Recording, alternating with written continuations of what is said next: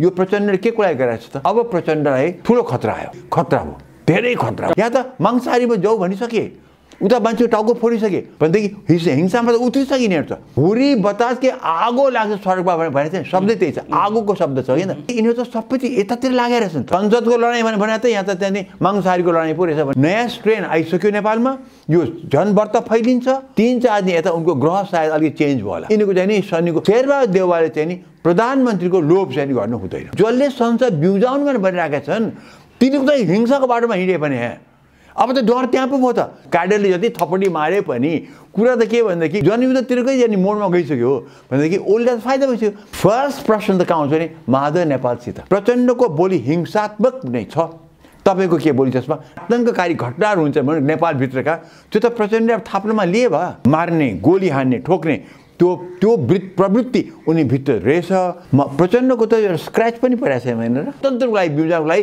यति गरिरहेछ भने त त्यो न थियो 4 दिन अगाडिसम्म त उनको वाहवाह नै थियो नि राष्ट्रपतिको बचाउको लागि आफ्नो बचाउ नि गर्छन् त्यो बेला सङ्कटकाल लगाउन सक्छ विश्लेषक भन्ने हो भने विशुद्ध रूपमा सुरेन्द्र केसी हो लोकतन्त्र संसदको लागि लड्या हो त अहिले यो मांसाहारी कुरा आउँदैन थियो नेपालको लागि त अगाडि बढ्दाखेरि पोलिटिकली खतरा भइसक्यो अब त यो मैले त देखिसकेँ त्यो त लाग्यो र प्रचण्डको यो बोली त पुष्टि नै गरिदियो उसले सुप्रिम कोर्टको आदेश नमान्ने भने कहाँसम्म हामी गिर्यौँ आदरणीय दर्शक श्रोता पछिल्लो विकसित राजनीतिक घटनाक्रममाथि केन्द्रित रहेर कुराकानी गर्नका निम्ति राजनीतिक विश्लेषक नागरिक अगुवा डाक्टर सुन्दरमणि दीक्षित हामीसँग हुनुहुन्छ डाक्टर साहब स्वागत छ नमस्कार तर एउटा कुरा बताउँ पहिले तपाईँले भन्नु यो पनि झिको है किन हेर्नुहोस् हामी चाहिँ नेताहरूले जस्तो नगरौँ बन्द कोठा भए तापनि हाम्रो दूरी 6 फुटको छ यहाँ अहिले त नेताहरूले चाहिँ नि यस्तो नयाँ भाइरस आइरहेको छ यहाँ उनीहरू त बन्द कोठामा हजारौँ सङ्ख्यामा मान्छे त कुनै दूरी छैन मास्क छैन केही छैन त्यस्तोमा ल्याएर चाहिँ कोरोना फैलाउने काम जो अहिले हामीले त्यसो गर्नु हुँदैन हाम्रो दूरी पनि छ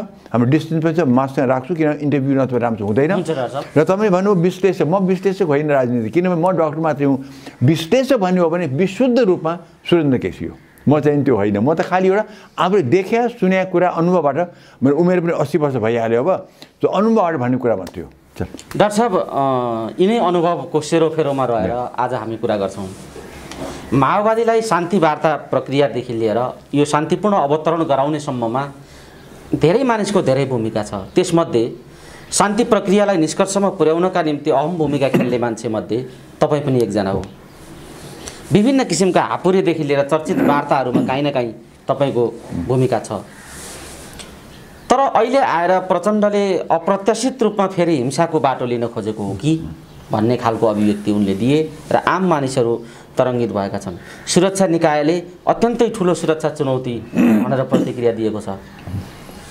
प्रचण्डले शाकाहारी आन्दोलनले भएन मांसाहारी आन्दोलन गर्नुपर्छ भन्ने खालको अपिल गरे प्रचण्डको अहिलेको मनोविज्ञान तपाईले कसरी निहाल्नु भएको छ र प्रचण्ड कतातिर गइराखेका छन् डाक्टर साहब यो प्रचण्डको मांसाहारी एउटा हिंसात्मक आन्दोलनको जुन अपिल गरेका छन् यो विषयलाई कसरी लिनुहुन्छ यसलाई अब हाम्रो मुलुक राष्ट्र नै हेर्दाखेरि चाहिँ नि अब यसलाई एकदमै गहिरिएर हेर्न पर्ने हो र एकदम सिरियसली लिन पर्ने हो अहिलेसम्म प्रचण्ड ओलीको झगडा थियो प्रचण्ड माधव बढेकातिर ओली अर्कोतिर झगडा नेपाल इस्यु आउँछ झगडा हुन्छ तर माओवादीको जनयुद्ध हाम्रो नेपालको लागि ठुलो चाहिँ एउटा चुनौतीको अवस्था थियो हामी कहाँ र भाग्यवश राम्रोसँग त्यो टुङ्ग्यो 12 वर्ष लाग्यो 10 वर्ष लाग्यो तर धेरै मान्छे मरे त जे भए पनि टुङ्ग्यो के गृहयुद्ध हाम्रो टुङ्ग्यो अब त्यता पनि कोही फर्किन चाहँदैन त्यता पनि कोही पनि नेपाली आज एउटा पनि नेपाली त्यता पनि फर्किन कसैको आज मनमा छैन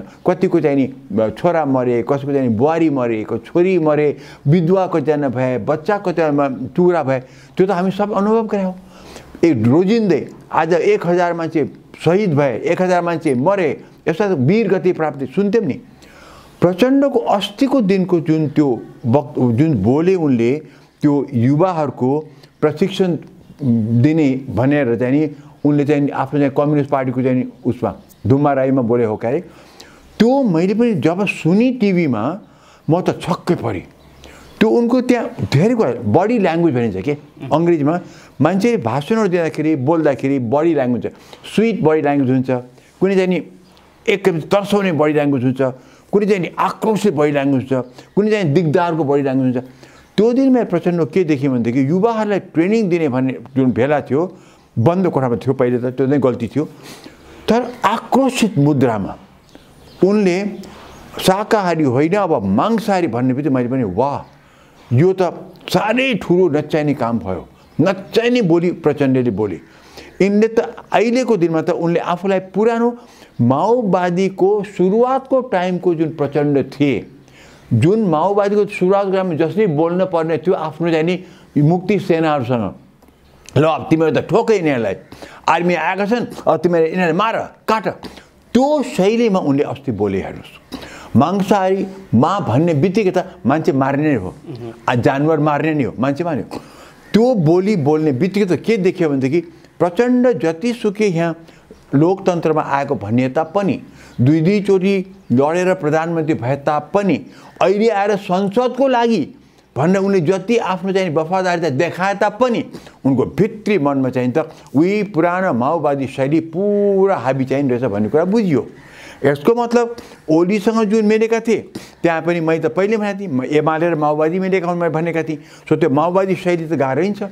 अहिले माझा नेपालसँग मिल्दाखेरि त्यो माओवादी शैली त रहेछ भनेदेखि, जस्तै चितुवाले आफ्नो स्पट्स कहिले पनि फेर्दैन भन्छ कि, अङ्ग्रेजीमा भन्छ the leopard never changes his spots भन्छ कि, चेन्ज हुँदैन। त्यस्तै अस्तिको त्यो जुन देखि भाषण र जे सुने मलाई लाग्यो प्रचण्डको भित्रको जुन त्यो माओवादीको जुन त्यो आक्रामक मार्ने, गोली हान्ने, ठोक्ने त्यो प्रवृत्ति उनी भित्र रहेछ।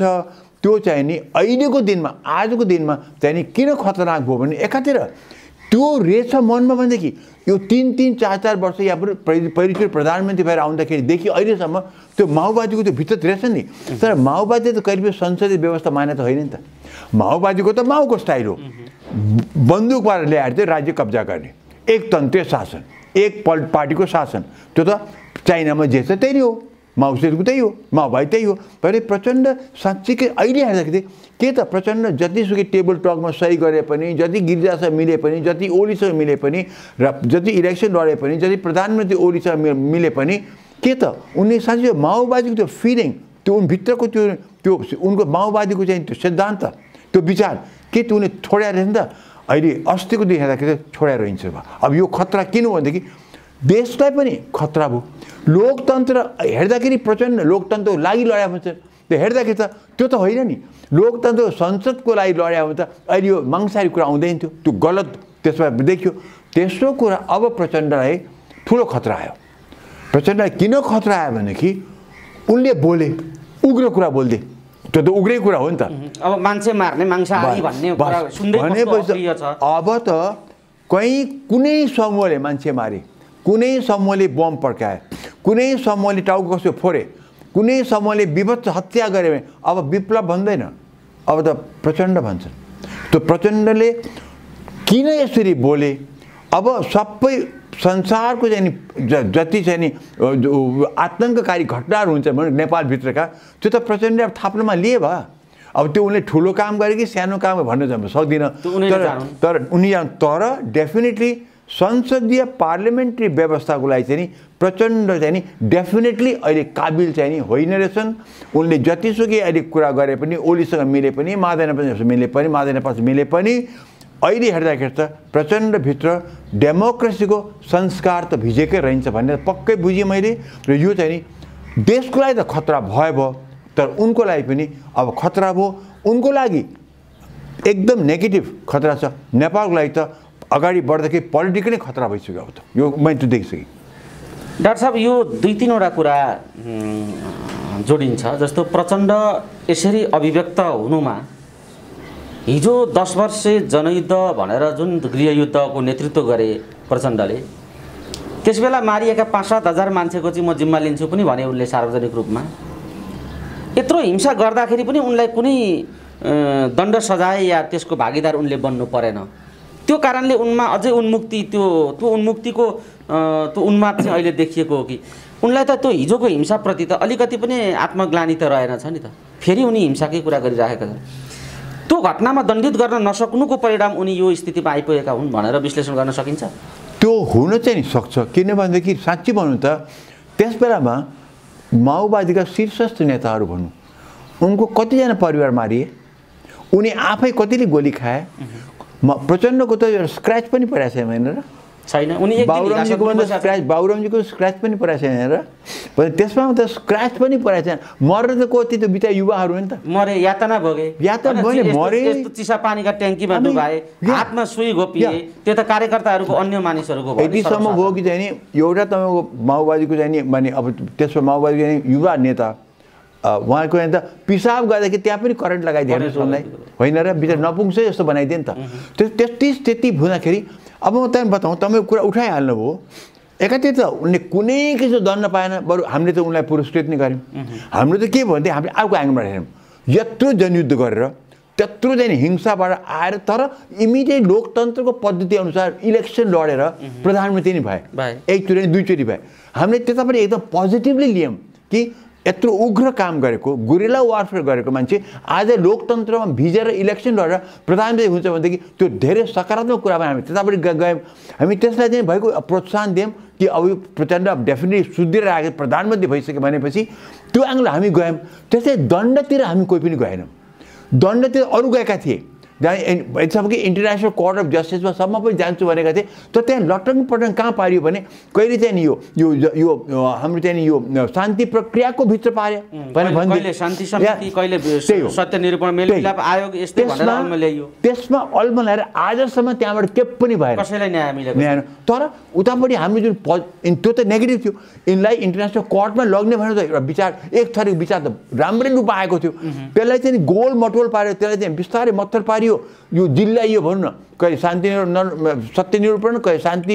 प्रक्रिया के भन्छ त्यो गरे नि त्यो कमिटीहरू बनाए तर केही काम लागेन तर हाम्रो जो विचार थियो हाम्रो जो पोजिटिभ विचार चाहिँ नि आए त्यस्तो उग्र मान्छेहरू आए चाहिँ मूलधारा पसेर चाहिँ डेमोक्रेसीमा विश्वास गरे आए मन्त्री पनि भए प्रधानमन्त्री भए भन्दाखेरि राम्रो कुरा भयो हामी त्यतापट्टि गयौँ तर जो यतापट्टि जुन लागेका थिए उनले त्यो अगाडि बढाउन सकेनन् बढ्न नसकेका कारण चाहिँ जिल्लिए उनलाई चाहिँ देखि नै अहिलेसम्म त्यही नै भइरहेको छ त्यसैले यिनीहरू त्यहाँबाट भन्नु एक प्रकारले प्रचण्ड फुत्केका हुन् प्रचण्डले दण्ड पाउनुबाट फुत्केका हुन् किनभने उनीहरू नै पावरमा थिए उनीहरू नै अब पोलिटिकल मिलिजुली गरे कङ्ग्रेसलाई पनि मिलाए सबैलाई मिलाए गर्दाखेरि उनीहरूले आफूले दण्ड नपाउने किसिमबाट उनीहरू चलेका रहेछन् हामीले हेर्दाखेरि चाहिँ मूलधारमा आएको चाहिँ राम्रो भएन हामीले पोजिटिभ लियौँ त्यसैले उनीहरू फुत्केका हुन् तर फुत्के पनि यो इन्टरनेसनल कोर्टबाट त कहिले फुर्केर आखिरमा त जति 100 वर्षपछि भए पनि त्यो चाहिँ मुद्दा चल्न सक्दो रहेछ त्यो हामीलाई पनि थाहा छ तर आजको दिनमा अहिले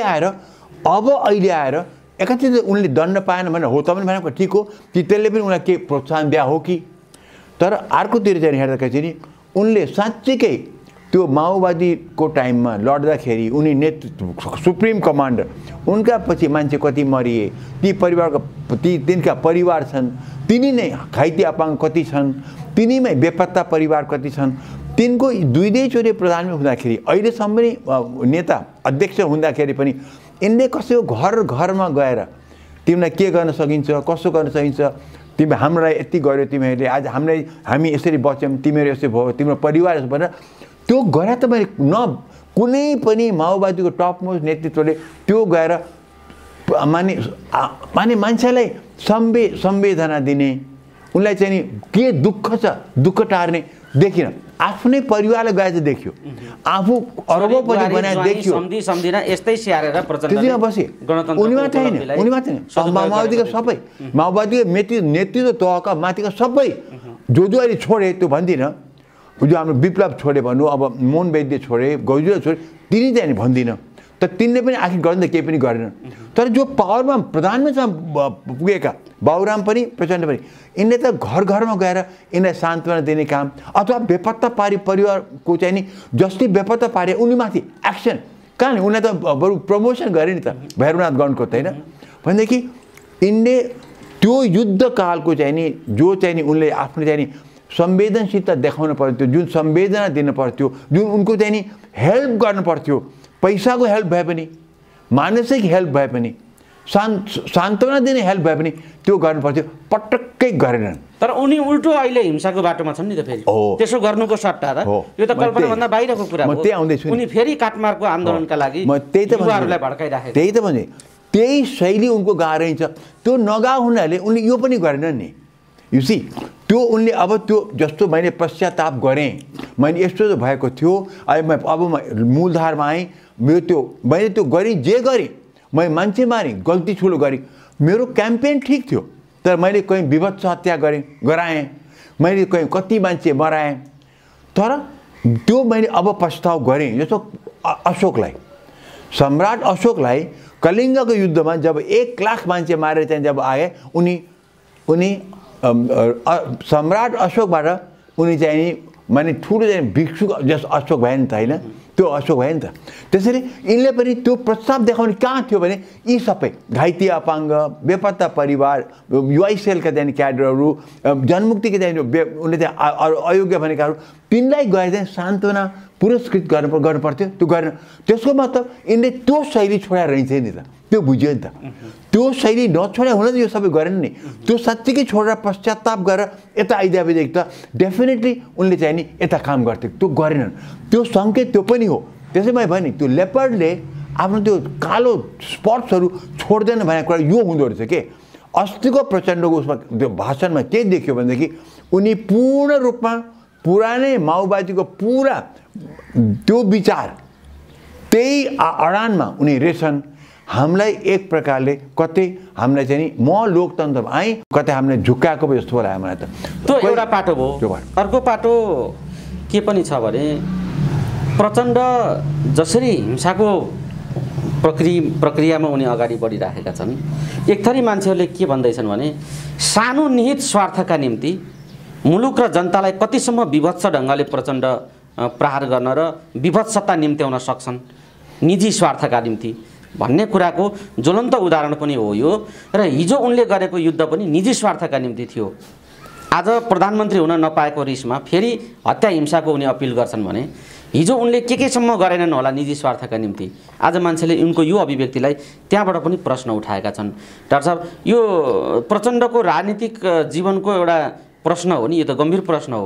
र उनी निजी स्वार्थका निम्ति एउटा प्रधानमन्त्री र राजदूत आफूले भनेको मान्छे भएन भन्ने बबन्डर न हो यो जम्मै नेकपाभित्रको आन्तरिक बबन्डर। त जतिसुकै सैद्धान्तिक कुरा गरे पनि एउटा बालुवाटार छिर्नका निम्ति र एउटा राजदूत पद केपी ओलीले दिएनन् भनेर यत्रो कत्लेआमको बाटोमा हिँड्न उनी अपिल गर्छन् भने उनको आम राजनीतिक चरित्रलाई कसरी बुझ्ने तपाईँ? यही त त्यति भने मान्छेको चढ्दाखेरि कति गाह्रो हुँदो रहेछ, झर्दाखेरि कति सहिलो हुँदो रहेछ के।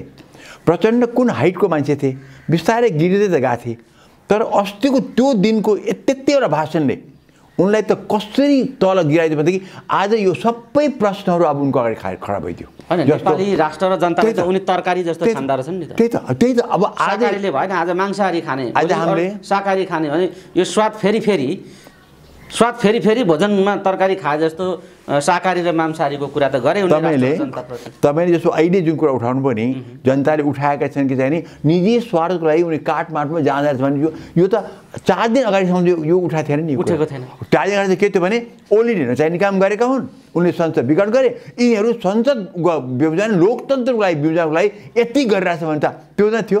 4 दिन अगाडिसम्म त उनको वाहवाह नै थियो नि। जनता सडकमा जो उठाए सडकमा उनकै फेभरमा थियो। हाम्रो त्यो सुप्रिम कोर्ट न्यायाधीशहरू उनकै फेभरमा थिए, बुद्धिजीवीहरू सडकमा उनकै फेभरमा थिए, होइन 4 दिन अगाडिसम्म। अहिले अचानक यो बोल्नेपछि हेर्नुहोस् कति परिवर्तन भयो। प्रचण्डले आफूलाई कसरी चाहिँ आफू अहिले ओपन भइदिए हेर्नुहोस् त। भने मतलब उनले अब सबैले प्रहार गर्ने चान्स उनले दिए। त्यो प्रचण्डको ठुलो गल्ती भयो। उनको अब यसमा धेरै हानि भयो। उनले अवस्था आउनमा प्रचण्ड नै मुख्य दोषी हुन्, बबन्डर हुन् भनेर ओली पक्षले जसरी आरोप लगाइराखेको थियो त्यो वास्तवमा हो कि क्या हो भन्ने त स्थिति उनले आफै सिर्जना गरिदिए। त्यही त भने अब डाक्टर साहब प्रचण्डको गन्तव्य कता देख्नुहुन्छ? यो माधव प्रचण्डहरूको गन्तव्य, ओलीको गन्तव्य कता, प्रचण्ड माधवहरूको कता, कस्तो देखिन्छ चित्र अलिकति? अब कस्तो भएको छ अहिले तपाईँ अहिले भर्खर भने मैले अहिलेसम्म ओली टोटल दोषी धेरैको नजरमा। प्रचण्ड र यो ग्रुप चाहिँ नि एकदमै शुद्ध गङ्गाजीले नुहाएका थिए भनेर चाहिँ परेको थियो। तर यतिले गर्दाखेरि यतिवटा भाषण र त्यो अहिले प्रचण्डको त्यो आक्रोशित शैली देख्ने बित्त अब त्यो त उल्टोतिर उल्टो गएर के भनेदेखि यो प्रचण्डले के कुरा गरिरहेको छ त भन्दाखेरि अब प्रचण्डसँग मिल्ने व्यक्तिहरूले के यो कस्ता हुन् भन्ने कुरा आयो कि अब फर्स्ट प्रश्न त कहाँ आउँछ भने महादेव नेपालसित। महादेव नेपाल त माओवादी होइनन्, उनले त्यत्रो जनयुद्धमा भाग लिएका त होइनन्, तर आज उनले आफ्नो घाँटी त प्रचण्डसँग जोडे, राम्रैसँग जोडे, यतिसम्म कि एउटै घाँटीबाट दुईटा टाउको निस्केका गरेका। आज ओलीको विरुद्धमा जाँदा या भनौँ यो संसदको उसको लागि यो कामको लागि जाँदा एउटै घाँटीको दुई टाउको आएछ। अब प्रचण्डले यो बोल्यो भने हामी माधव नेपालले त्यही बोला भन्नु पर्यो भनेदेखि अब माधव नेपालले स्पष्ट पार्न पर्यो, तपाईँ पनि हिंसाकै मांसाहारीकै लाइनमा हो या होइन। अब तपाईँले धेरै तर्क दिनु होला, प्रचण्डले यो हिसाबले बोल्या, प्रचण्डले यो कारण यो बोल्या, तर त्यो होइन। इस्यु चाहिँ नि के छ भने प्रचण्डको बोली हिंसात्मक नै छ, तपाईँको के बोली त्यसमा, र तपाईँ त्यही हो भनेदेखि जनताले त्यो कुरा हामी प्रश्न चाहियो। किनभनेदेखि जनता त उत्रेको छ, तपाईँ दुईटाको चाहिँ नि लोकतन्त्रको लागि भनेर तपाईँ लड्या भन्ने कुरा उत्रेका छन्। तर यो हेर्दा के त लोकतन्त्रको शैली चाहिँ नदेखिया हुनाले तपाईँको के विचार छ भने अब माधव नेपाललाई ओपन प्रश्न छ, मेरो पनि प्रश्न छ, सायद आम नागरिकको पनि प्रश्न त्यहाँ छ। र त्यति मात्रै यो पुरा खेमाकै लागि हामी त्यो प्रश्न गर्छ। यसको मतलब हामी ओलीले समर्थन गराएन, ओलीले जे गरे गल्ती गरेका छन्, तर ओलीको समर्थन होइन। तर जुन अस्तिसम्म ओलीको एकदम विरोध जो पनि मुखबाट विरोध, टिभीमा हेर्छु विरोध, कुनै टिभी च्यानल त पुरा उनकै चाहिँ नि विरोधमा लागिरहेको छ, म देखिरहेको छु। तर अहिले आएछ अचानक पर्लक्कै पल्टिएछ, अब हिंसातिर पो जान आँटे, प्रचण्ड त हिंसातिर लाग्यो। किन उनले त्यो भन्नु उता चाहिँ उता पश्चिममा त्यो एउटा अध्यक्ष टाउकै फोडिसक्यो, हेर्नुहोस् हिजोको अस्तिको दिन टाउको फोडिसक्यो भनेदेखि हिंसामा त उत्रिसकिने छ। त्यहाँ भनिएको छ कि ओली खेमाहरू चाहिँ यिनको माओवादी खेमाको भिड त भयो, जो पुरानो माओवादीको उनी त्यहाँ सेनानी थिए उनी ओली त्यो लाग्यो भने उनको गएर रिसले टाउको फोड्यो। अब रिसको झोको टाउको फोड्नु थालेपछि त प्रचण्डले यहाँ भन्नु त्यहाँ भन्नु, अब उनले त उनका क्याडेटहरू त त्यो लिइसके। प्रचण्डले भन्नुभयो हामी ठोक्यौँ भनेदेखि यो त असाध्यै खतरा भयो। यो भन्नेबित्त पुरा मुलुकमा अब शान्ति सुरक्षाको खतरा आयो। अब त शान्ति सुरक्षा अहिले हेर्दाखेरि त प्रचण्डसँग पावर पनि छ। अब बरु विप्लवले के गर्न नसक्ला त प्रचण्डले त अहिले गर्न सक्छन् भनेपछि त्यो ठुलो खतरा भयो नेपालको। अब त्यसरी अब कता पनि जान्छ भन्दाखेरि त यो प्रचण्डको यो बोलीले त ओलीलाई बलियो पारिदियो। साँच्ची भन्नु भनेदेखि ओलीलाई जो अहिले सबै चाहिँ एकदम धुत्कार गरिरहेको थिए, गाली गरिरहेको थिए, माने हो ओलीले नचाहिने काम गरेको हुन्, उनले त्यो अविश्वास प्रस्ताव फेस गर्न पर्थ्यो, गरेनन्, भङ्ग गरे, गल्ती गरेका थिए, त्यो पक्का बनाए पनि थाहा छ, हामी सबैलाई थाहा छ।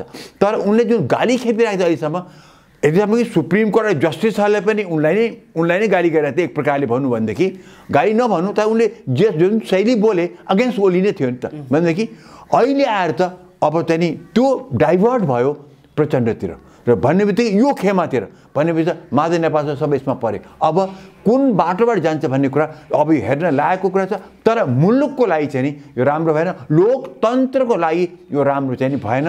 किनभने अब हामीलाई के भने साँच्चीकै यिनी लोकतन्त्रमा विश्वास गर्ने व्यक्ति हुन् कि होइनन्, प्रचण्ड त होइन पक्का भयो, अब उनीसँग लागेका व्यक्तिहरू हुन् कि होइन भने प्रश्न खराब भइसक्यो। डाक्टर साहब तपाईँले भनिसक्नुभयो पश्चिमतिर वडाध्यक्षको एकजना क्याडरको टाउकै फुटाउने काम भयो भनेपछि र सिङ्गो रूपमा एउटा पूर्व प्रधानमन्त्री भइसकेको 10 वर्ष एउटा चाहिँ अप्रिय हिंसाको नेतृत्व गरेर आएको, विभिन्न जायज नाजायज अपराधका श्रृङ्खलाहरू जोडिएको एउटा नेता अहिले शान्ति प्रक्रियाबाट एउटा लोकतान्त्रिक शान्तिपूर्ण अवतरणमा आएर मुलुकलाई केही राहत होला भन्ने अवस्थामा 2/3 बहुमत जनताले दिएको 2/3 बहुमतभित्र किचोला झिकेर फेरि हिंसाको अपिल गर्नु भनेको यो भगण्डरको कुरा हो, तर यो सामान्य विषय छैन।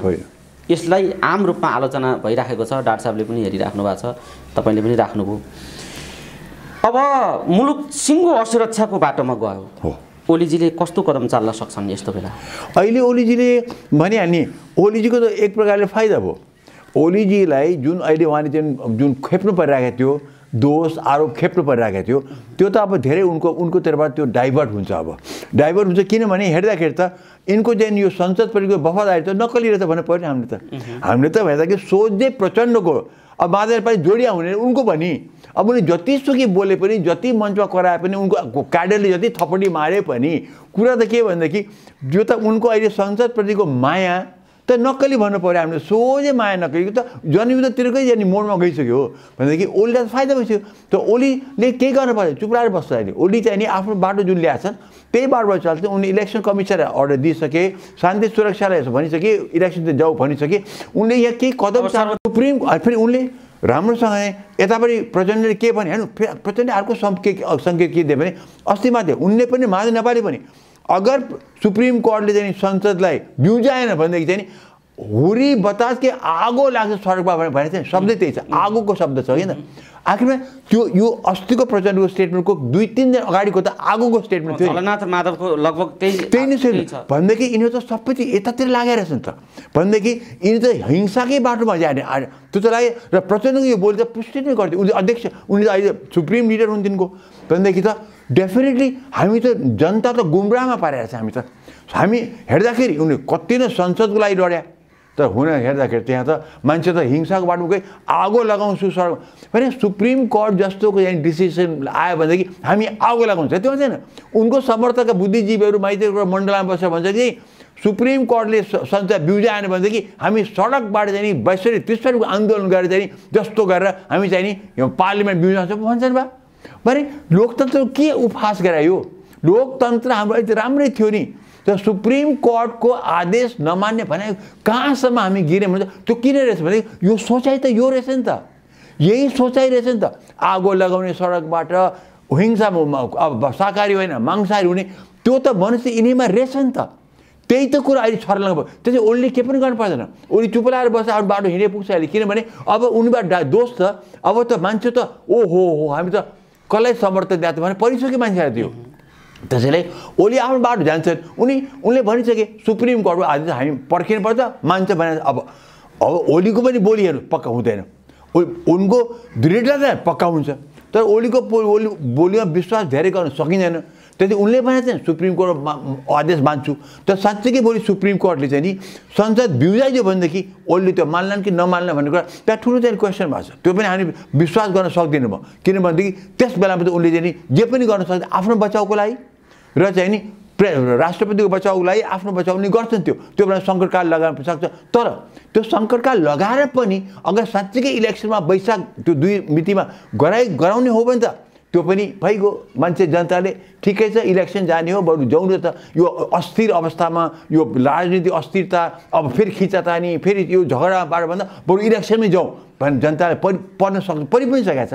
कङ्ग्रेसले त इलेक्सनमा सुप्रिम कोर्ट भर्डिक्ट आयो भने त्यही भर्डिक्ट आयो भने हामी जान्छ भनिसक्यो, उतापछि हाम्रो अर्को पार्टी पनि भनिसक्यो, उता तल सिके रावतले पनि हिजो बोलिसक्यो, उता हाम्रो बिजु छेलले पनि त्यो भनिसकेका छन्, भनेदेखि सबैको मन एउटा आइसकेको छ। त्यसैले मैनालीहरूले पनि भनिसके सबैले भनिसके।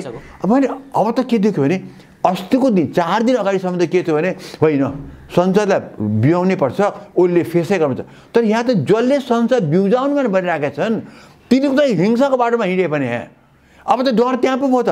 साँच्चैकै नै संसदको मा विश्वास रहन्छ भन्ने कुरा आयो नि, यो त उनले त हामी संसदको लागि गरे भने हो, यहाँ त मांसाहारीमा जाऊ भनिसके, उता मान्छे टाउको फोडिसके, अनि के विप्लवले गर्नु भने एउटा कुरा हुन्थ्यो। विप्लवले जनयुद्ध जस्तै गरेर अगाडि बढिसकेका छन् र उनको विरोधमा चाहिँ सरकार पनि लागेको छ, उनले आतङ्ककारी पनि भनिराखेका छन् हो। तर प्रचण्डले त वाह गरेर त प्रधानमन्त्री भइसके 2 चोटि भए भनेको छ नि त। त्यसो अबसँग त माने कसो भने आफू भित्रबाट नै अनि यो हिंसाको उत्पन्न भइरहेछ। विप्लवले गर्नु एउटा कुरा, तर लोकतन्त्रभित्र संसदको लागि लड्ने व्यक्तिहरू भनेकाले त अब यो शैली बोल्छ भनेदेखि अनि हामीलाई डर भएन भने त्यो पनि डर भयो। डाक्टर साहब यस्तो बेला अब संसद प्रति लोकतन्त्रप्रति विश्वास गर्ने भनेको त प्रमुख प्रतिपक्षी दल नेपाली काङ्ग्रेस हो। अदालतको फैसला के आउँछ त्यसलाई पालन म स्वीकार गर्छु भन्ने ओलीजीको कुरामा पनि भर छैन। प्रचण्डको त देखिहाल्यो छलफल गर्नु आवश्यकै भएन, उनले काटमारको सिङ्गो अपिल गरिसके र सुरु पनि भइसकेको स्थिति छ, उनको विषयमा छलफल गर्नु आवश्यक भएन, जनताले देखिसके। यस्तो बेला यस्तो सङ्कटको घडीमा यो लोकतन्त्र र संसदीय व्यवस्था नै सङ्कटमा आइसकेको स्थितिमा संसदवादी र लोकतन्त्रवादी हुँ भन्ने काङ्ग्रेस चाहिँ किन अकर्मण्यतामा फसेको होला? नेपाली काङ्ग्रेसको अहिलेको भूमिकालाई कसरी हेर्नु लाग्छ? मलाई कस्तो लाग्छ भने अहिले काङ्ग्रेस, मैले त पहिल्यै भनेको छु काङ्ग्रेस बिल्कुलै हराएर गयो, बिलाएर गयो, यिनी नै अपोजिसनमा राम्रो नभइदिया हुनाले कम्युनिस्ट पार्टी पनि फुटेको हो। मैले त्यही भनेको छु, बाहिर अपोजिसन पावरफुल भए त यिनी मिलेर बस्थे नि त। अपोजिसन कमजोर छ, कसै के बोल्नु सक्दैन, अनि आपसमा सर्वेसर भएपछि झगडा गरे, पदको पावरको र पैसाको लागि गरे।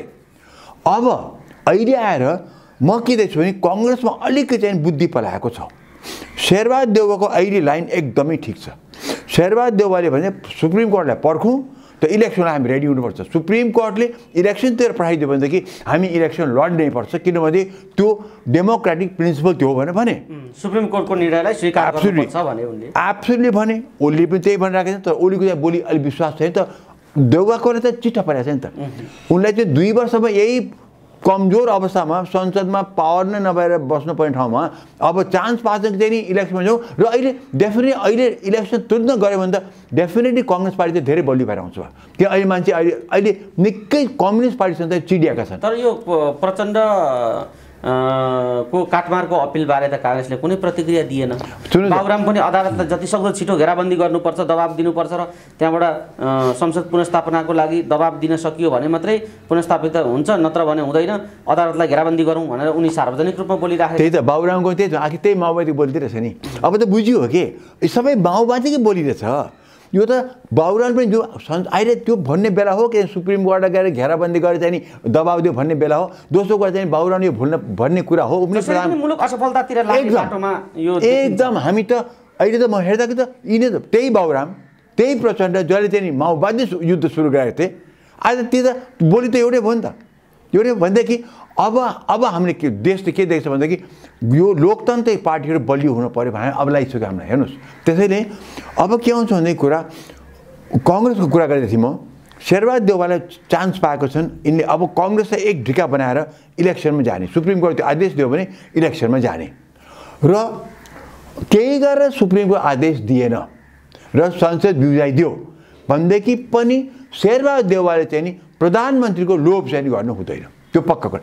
उनले कङ्ग्रेसलाई नै बलियो पारेर पुरानै कङ्ग्रेसको स्थितिमा कङ्ग्रेसलाई पुर्याउनु पर्छ। अहिले कङ्ग्रेस यति कमजोर त कहिले पनि भएको थिएन। तर बाबुराम भट्टराईहरू त प्रधानमन्त्रीको प्रस्ताव गरिरहेछन् नि, प्रचण्ड पनि प्रधानमन्त्रीको प्रस्ताव। उनलाई थाहा छ नि, उनले चाहिँ शेरबहादुर देउवालाई प्रधानमन्त्री बनाउनु पायो भने कङ्ग्रेस सधैँ कमजोर रहन्छ नि त। कङ्ग्रेस त त्यहाँभित्र सधैँ खिचा चाहिँ रहिरहने भयो। अहिले कङ्ग्रेसमा खालि के छ भने सबैको मन चाहिँ नि यो सुप्रिम कोर्ट आदेश पर्खौँ, त्यो इलेक्सन जानेमा हामी गइहाल्नुपर्छ। एउटा रामचन्द्र बाहेक, अब रामचन्द्र बाहेक म देख्छु, किनभनेदेखि रामचन्द्र जहिले हारेका छन्, त्यो हरुवा मनस्थिति भयो त्यहाँ।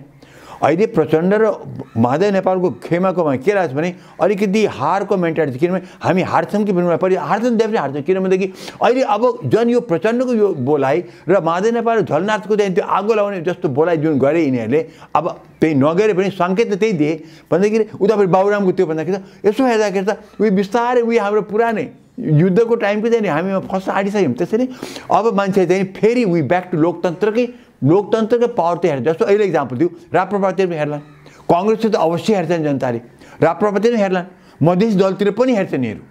र मधेस दल बाबुराम मधेसी दलमा लागे पनि बाबुरामको यो शैलीबाट त उनीलाई पनि त खतरा भयो नि त। त्यहाँ बाबुरामले जे बोलिरहेछन् त्यो त मधेसी दललाई पनि खतरा भइसक्यो। त्यसैले अब मधेसबाट सिकेर त्यो बोलिसके भन्दाखेरि सबैतिर हेर्दाखेरि चाहिँ अहिले जनतामा के परेको छ भनेदेखि हाम्रो चाहिँ नि यहाँ लोकतन्त्रमा विश्वास गर्ने खेमा जुन हामीले भनिरहेको थियौँ होइन रहेछन्।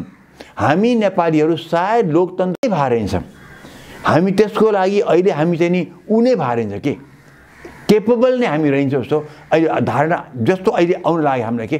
जतिपनिदेखि यसरी चाहिँ नि यति इलेक्सन लडेर 2-2 चोटि प्रधानमन्त्री भएको मान्छेले यो बोल्छन्, एकचोटि प्रधानमन्त्री भएको मान्छे माने सुप्रिम कोर्टलाई दबाउ देऊ, घेराबन्दी गर भन्छ। यो कस्तो कुरा हो? अनि कसरी हामी मानौँ कि यिनीहरूमा लोकतन्त्रको यति पनि भ्यू छ भने छैन? त्यसैले खतरा हो, धेरै खतरा हो। यस्तो बेला प्रचण्ड बाबुरामहरूको जे अभिव्यक्ति आइराखेको छ, माधव नेपालहरू झलनाथहरू जसरी बोलिराखेका छन्, यसले ओलीलाई नै शक्तिशाली बनाइराखेको छ भन्ने जो तपाईँले राख्नुभयो। तर उनीहरू त यो केपी ओली अब भुँडी फुटेर मर्छ भन्ने जस्ता टाइपका कुराहरू गरिरहेका छन्। अब यो फुल्दा फुल्दै भ्यागुतो जस्तो भयो ओली, अब फुट्छ भुँडी र निषिद्धिन्छ, यसको धेरै दिन छैन भन्ने खालका यस्ता निकृष्ट शब्दहरू प्रचण्ड झलनाथ माधव नेपालहरू बोलिराखेका छन्। भाषाको स्तर यो छ। मैले उहाँहरूकै भाषामा जस्ताको तस्तै मैले डाक्टर साहबलाई यहाँ सोधिरहेको छु। उनीहरू त आजको भोलि नै ओलीको अब अवसान हुन्छ, ओली सिद्धिन्छ, यसको धेरै दिन छैन भनेर खुलेआम बोलिराखेका छन्। यो कसैको सूचनाका आधारमा बोलिराखेका छन् कि अब यसरी नै फ्याँक्छौँ भन्ने हिम्मतले बोलेका हुन् कि के हो त? ओलीजीको अवस्थालाई तपाईँले कसरी हेर्नुहुन्छ? के विस्थापित हुने सम्भावना छ? तपाईँले त झन् बलियो भयो अलि भन्नुभयो। हो, उनीहरूले कसरी हेरेको छ भनेदेखि उनको समर्थकमा जुन निस्केका जुन उनकै आफ्नो चाहिँ अनुयायीहरू छन्, कार्डरहरू छन्, जुन छन्, प्रचण्डको अस्तिको त्यो भेलामा त्यत्रो हलमा टनाटन छन्, सबै छन्, त्यो सबै हेरेर यिनीहरू चाहिँ मक्ख परेर बसेका छन्, हामी शक्तिशाली छौँ भयङ्कर।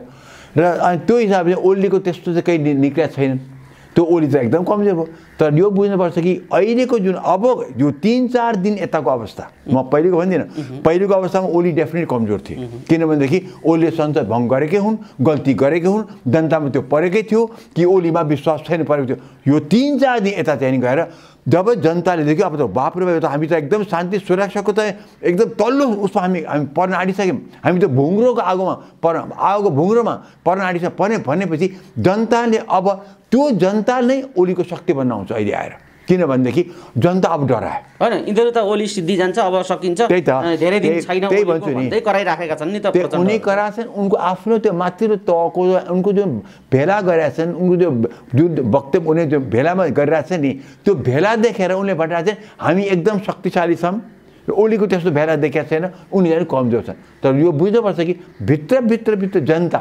तिमीहरूको अहिलेको कर्तव्यले गर्दाखेरि भित्र जनता चाहिँ नि बिस्तारै चाहिँ नि तिमी ओलीको फेभर नगए पनि तिम्रो अगेन्स्टमा गइसक्यो। त्यसैले जनमत अब बिस्तारै ओलीतिर नभए पनि यिनकोबाट यताको अब यिनकोबाट विपरीत जानु भने त कि कङ्ग्रेसले जाने हो कि ओलीतिर जाने हो कि राप्रपा जाने हो, अब त्यही नै हो कुरा। भनेदेखि त्यो अवस्थामा यिनले त्यो ओलीको भुँडी फुट्छ भन्नै पर्दैन। ओलीले बैठ पनि त भने अहिले ओली 3-4 दिन यता उनको ग्रह सायद अलिक चेन्ज भयो होला, मेरो विचारमा ओलीको ग्रहमा बृहस्पति कहाँ गयो हुन् जस्तो लाग्छ मलाई। यिनीको चाहिँ नि शनिको पहिले पनि प्रचण्डहरूले ल्याएको छ, तपाईँ राँगो काट्न गएको थिएँ, हो राँगो पूजा गर्न गए धारानमा, हो गएका त पूजा, उनको पनि शनिको के दशा के भनेर राँगो पूजा गर्न गएको थिएँ नि। सायद अब त्यो कति वर्ष भयो, यो 7-8 वर्षमा चेन्ज हुन्छ भन्छ नि दशा ग्रह पनि, सायद त्यो दशा ग्रह चेन्ज हुने बेला भएछ क्या, किनभनेदेखि नत्र अहिले अचानक प्रचण्डले यसरी बोल्दैन थियो, अचानक बोलियो। तर के रहेछ भनेदेखि क्रमशः सबै आएर रहेछ नि त, माधव नेपालीमा बोल्ने यसरी अब अनि सबैले चाहिँ एक प्रकार चाहिँ सडक तताउने, आगो लगाउँछु, आँधी बेरी आउँछ, हुरी ऊ आउँछ भने विनाशको सङ्केतहरू चाहिँ आइराखेको छ। अनि एउटा आखिरमा यो चुलीमा चाहिँ शाकाहारीबाट मांसाहारी तौरमा तपाईँहरू शब्द पनि आक्रोशित भएर जानु छैन कि त्यो भनेर मैले त्यो पनि सुनेको छु।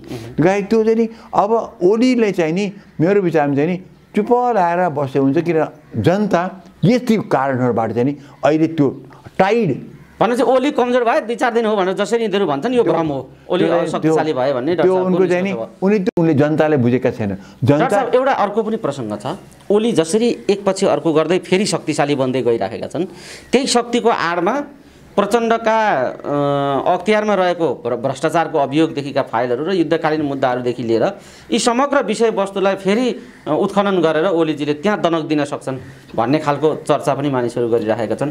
त्यो जोखिम कतिको छ? त्यो छ नि, त्यो अहिले मात्रै होइन, त्यो त पहिले नै थियो। मैले पहिले भनेको थिएँ कि ओलीले जुन त्यो अलिक वाद विवाद भयो, नत्र त्यो उनले चाहिँ अध्यादेश ल्याएर चाहिँ नि टन्न भरे नि त, अख्तियारमा आफ्नै मान्छे भएर थियो नि। तर ओलीले त्यो अहिले उनको सुरुदेखि नै चाहिँ उनको हातमा त्यो हतियार त छ भा, सबैको फाइल उनको हातमा छ, उनले सबैको उजागर गरेर सबैको यहाँ दोषी छन्, कोही पनि यहाँ गङ्गाजीले नुहाएको कोही पनि नेताहरू छैनन्, प्रचण्ड पनि ती छन्, सबैको त्यहाँ छ। माधव नेपाल ललित निवास काण्डमा चाहिँ प्रचण्डको जनयुग कति छन् यी सबै खोल्न रेडी छन्। तर प्रचण्ड त्यही ओलीले त्यो सबैको लागि जनादेश ल्याएर नर्मल शैलीबाट गएर त्यहाँ मान्छे भरेर यिनलाई चाहिँ अट्याक गर्छ भन्टे आएको थिए, त्यहाँ त बाउन्डर मचियो, त्यस्तो उनले त्यहाँ त्यो प्रयोग गर्नु नसकेर उनले संसदीय विघटन गरे। अब अहिले चाहिँ उनले त्यो हतियार प्रयोग गर्ने अवस्था छैन, किनभनेदेखि त्यो गर्ने बित्तिकै त अहिले ओलीको फेरि मान्छे उसको अगेन्स्टमा जान्छ कि त्यो चाहिँ नेगेटिभ हुन्छ। तर अहिले tide is turning against, not for Oli but against यो ग्रुप छ। जनताको टाइड भन्छ नि त्यसलाई, त्यो ज्वार बाटा भन्छ नि, जनताको tide is turning to away from Prachanda र माधव नेपाल त जनताको गयो, किनभने यस्ता त भाषाले गर्दा त्यो भयो। तर जे जताबाट हेरे पनि मैले हेर्दाखेरि चाहिँ नि यो किन चाहिने काम लगाएको छ प्रचण्ड र यिनीहरूले चाहिँ नि यो किसिमले बोले। तर यहाँ सबभन्दा जवाफ दिनुपर्ने छ अहिले अब जनताले चाहिँ नि माधव नेपाल झल्नाथ, खास गरेर माधव नेपालले तपाईँ माओवादी हो कि होइन, नत्र यो बोली जो प्रचण्डको आएको छ त्यो प्योर माओवादीको भाषण हो, त्यो एमालेको भाषण होइन। तपाईँ घाँटी नै जोडिया छ, तपाईँ अध्यक्ष त्यही पार्टीको, उनी संसदको नेता भनेपछि तपाईँले अब उनलाई चाहिँ नि यो बोल्यो भनेर उनलाई माथि कारवाही गर्ने कि नगर्ने? तपाईँको पार्टीको त्यो उद्देश्य होइन, मारकाटको उद्देश्य होइन, तपाईँको पार्टीको चाहिँ नि यो मांसाहारी लडाइँ गर्ने होइन भनेको होदेखि तपाईँ एक्सन लिनुहोस् प्रधानमन्त्री, तपाईँ अध्यक्ष हो होइन र अध्यक्ष पावर हुनुपर्छ नि। त्यो होइन भनेदेखि त प्रचण्डलाई तपाईँले के गर्नु? तपाईँ के उसले भने ठिक भन्नु पऱ्यो त। आज अध्यक्ष तपाईँ बोल्नै पऱ्यो, आज पार्टीको अध्यक्ष तपाईँले बोल्नै पर्छ। यत्रो ठुलो नेताले त्यो बोलेपछि तपाईँले क्लियर जनताले भन्नु तपाईँहरूको के उद्देश्य हो, जाने युद्धतिर कि जाने संसदतिर त क्लियर गर्नुहोस्। अब हामीलाई चाहियो त्यो, जनता त्यो माग्छ त्यो। डाक्टर साहब, हामी कुराकानीको अन्तिम चरणमा छौँ। यी समग्र घटनाक्रमहरूले देश गृह युद्धमा, अशान्तिमा या अत्यन्त अप्ठ्यारो भुङ्रोतिर, सुरुङतिर गइराखेको, त्यतातिर लम्किराखेको हो कि भन्ने एउटा स्पष्ट सङ्केत देखिन्छ र 3-3जना 4-4जना पूर्व प्रधानमन्त्रीहरू यो अन्धकारतिर मुलुकलाई धकेल्नमा सक्रिय भएर लागेका हुन् कि भन्ने एउटा आम आशंकाहरू उठेका छन्। प्रचण्डको अभिव्यक्ति र बाबुरामको अदालतलाई घेर्ने अभिव्यक्तिले बहुत ठुलो प्रश्न उठाइदिएको छ। यस्तो बेला निराश भएका, चिन्तित भएका देशका समग्र जनताहरूलाई जो यो हेरिराख्नु भएको छ, उहाँहरूलाई के भन्न चाहनुहुन्छ?